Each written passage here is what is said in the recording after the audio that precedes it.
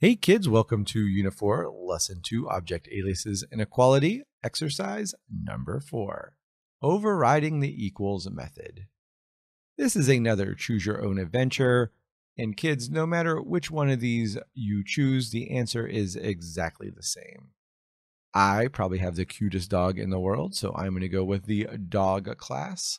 Let's go ahead and see what we have to do for the code. In dog Java, we're going to write the equals method. It should return true if the age of both the dog objects are the same. Otherwise, return false. In my console Java, we're going to test our equals method by checking if the first dog and second dog are equivalent and printing the results. Let's take a look at our code. We're instantiating two dog objects, first dog and second dog. They are both 4. Our first print statement is saying if the first dog equal the second dog, we should get a false. Under our dog class, we have one private instance variable, age.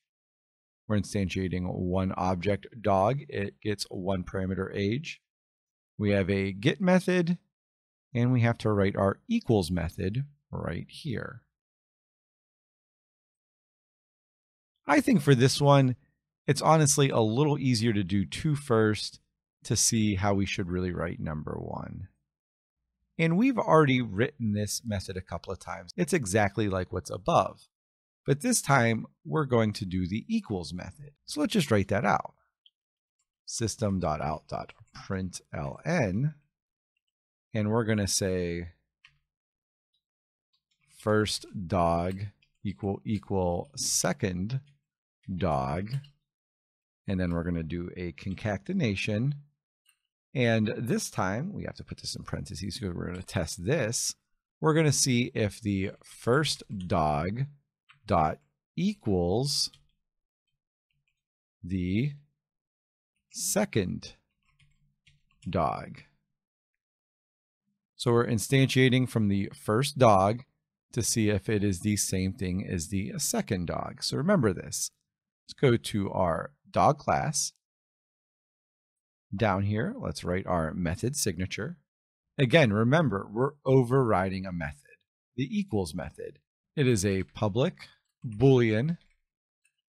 It is called equals, and it's going to take one parameter. And what's going to be the parameter?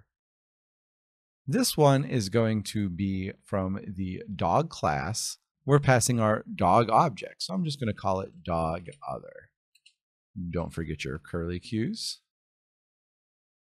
And ultimately, we're going to return something, right? So I'm going to return false if it is not true. Now we want to test for something inside there. And what do we want to test for? Well, if, let's do our little curly cues there. What do we want inside here? Well, we just want to see if this age is the same as the other age of the other dog.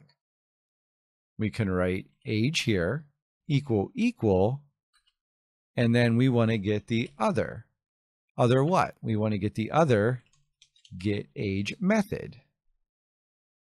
And we don't want to point to an age that might be the same here. We're going to use this keyword. And if these two are equal, we want to return true.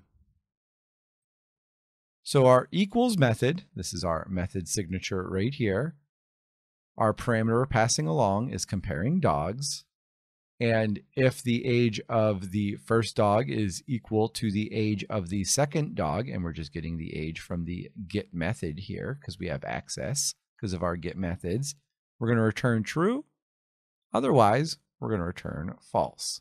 Let's go back to my console. That means when I hit run here, I should get first dog equals second dog false because these are two different objects. Then down here, I should get true because 4 does equal 4. Well, let's see if we're right, kids. False and true. We can check this by changing 4 to 5. Now when I hit run, I should get false and false. Well, let's see if we're right, kids. and it looks like it works pretty well.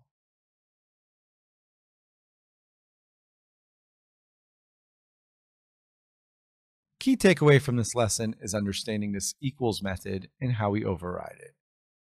Again, kids, remember, much like the toString, equals is a method that is provided to the class. In order to use this method, we have to use the correct method signature. After that, it's the same coding we've been doing. You're just testing whatever condition you need to test. In this case, we were testing if numbers were the same. It could be if words were the same, strings, arrays, whatever you need to test for. That really is the power of the equals method.